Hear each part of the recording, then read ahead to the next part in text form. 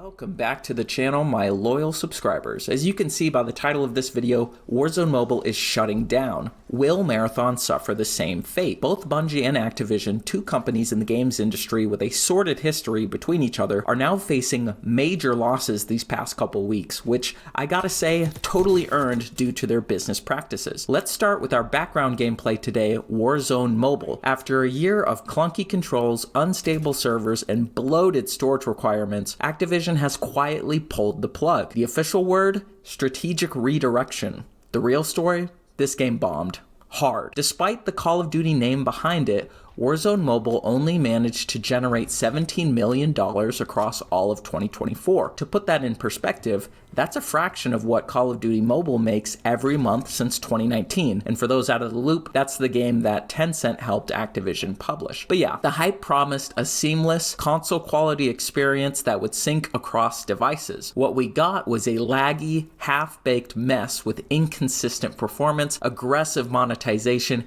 and constant crashes if you tried playing on an Android device. It was trying to be everything mobile players wanted and ended up being a total disaster. And the most brutal part, the community just didn't care. Engagement dropped off a cliff. And when the shutdown was announced, barely anyone blinked. It's rare to see such a massive franchise fumble this hard on mobile, especially when the platform is booming, generating around $92.6 billion in revenue last year. Speaking of numbers, let's get into how much of a financial loss this was for Activision. Call of Duty Vanguard, considered by Activision themselves to be a financial disappointment, is estimated to have generated close to $1 billion in profit with a total development budget of around $300 million. Warzone Mobile, on the other hand, likely had a third of that budget. Activision contracted Digital Legends to develop the game, then add on the marketing budget, ballpark it around, say, $100 million. That's around $76 million in the red for Warzone Mobile. Activision has specified that Sunday, May 18th, 2025 was the final day Warzone Mobile will be available for download from the App Store and Google Play. After this date, the game will be delisted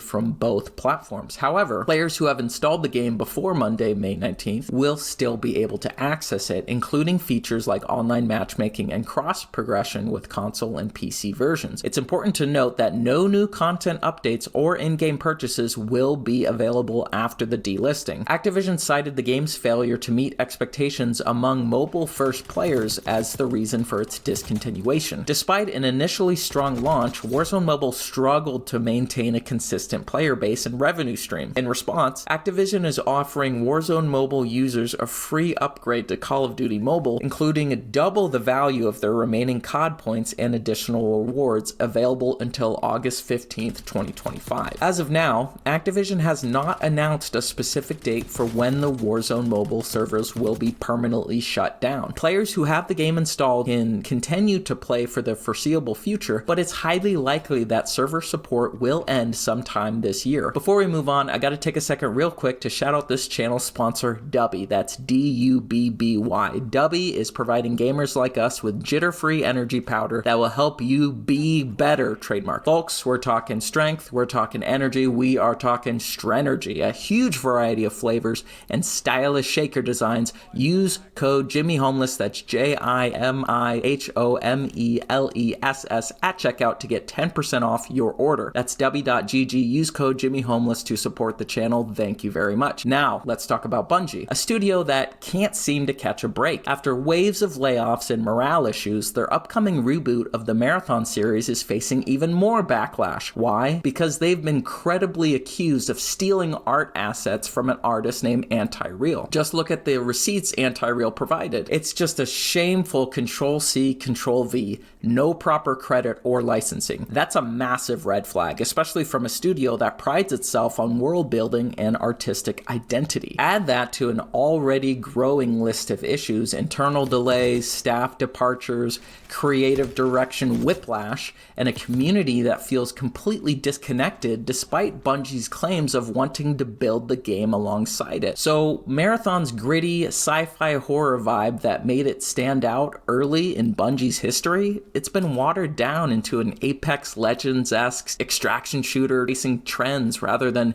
building something original, or at least reminiscent of the classic games in the series. What I've seen from the public playtests of Marathon, extremely whelming. It looks like Gambit mode, but slower. Is that really worth a premium price? You can go play Gambit for free right now in Destiny 2, and Bungie wants a rumored $40 to $50 for this? Many longtime Bungie fans, especially Destiny veterans, are starting to ask, has the studio lost its soul? And more importantly, can Marathon actually recover from this much bad press before it's even out? My opinion and serious message to Bungie, it's already over. Shut the game down right now and cut your losses. Repurpose all of that content for D2. I mean, that's easily 10 or so maps across Crucible and Gambit mode. The storyline right now for D2 is all multiverse stuff anyway, so you don't even really need a lore justification for Crucible and Gambit maps set in the Marathon universe. In other news, we have more COD leaks for Black Ops 7 detailing the rehashed wall running and double jumping mechanic for the next premium COD title. The way I see it, it's a lot like the Madden franchise. Take a mechanic out of the game, then put it back in later and tout it as a big change worth spending, well, what is now going to be